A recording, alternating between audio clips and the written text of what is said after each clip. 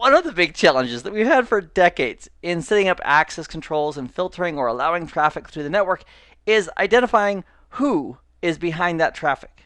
Let's consider this network for a moment. Let's imagine we have Bob, who is a user sitting at this computer on the 10.3.0 network, and the computer's address is .100.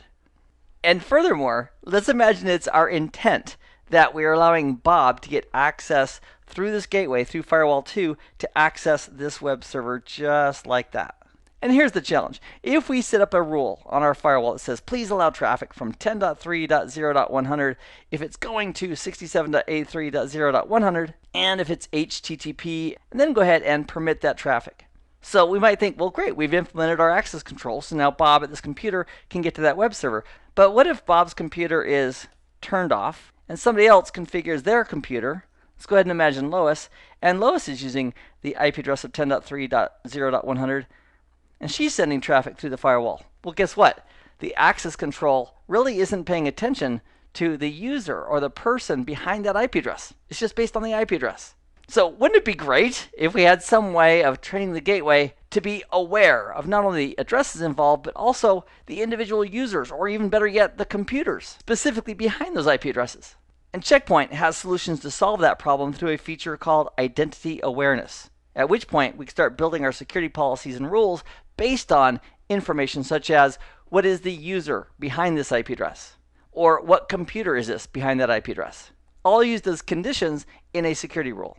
And using those elements, we could have conditions as part of our rules that say it has to be Bob, it has to be computer 2, and it has to be 10.3.0.100 as the source before we'll allow that traffic through to a given destination, such as the web server. So one of the tricks that we're going to use with identity awareness and Checkpoint is to identify sources where the system can learn regarding a certain IP address and the device that's behind it, including the user or the computer.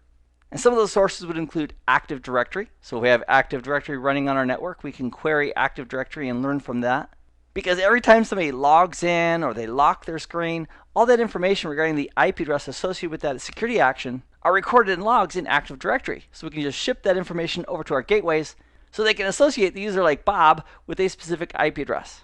Now, if we're not using Active Directory, or some of our devices are not part of Active Directory, let's say we have a mobile device like an iPhone or an Android, we can have browser-based methods for capturing that information. And a common technique for that is a captive portal. So when the user is going towards some resource they want to get to, the gateway stops them, gives them a little browser interface, and says, hey, who are you? The user can then put in their credentials, authenticate, and now that the gateway knows who that user is, associated with the IP address they're coming from, it can enforce policy based on knowing who that user is. There's also the option of installing software, identity agents, on our computers that can report to the gateways with information about who we are or who the user is. And there's other options as well, including radius accounting and terminal server agents like Citrix and so forth, or web APIs. And the reason there's several options is because not everybody has the same type of networks and needs.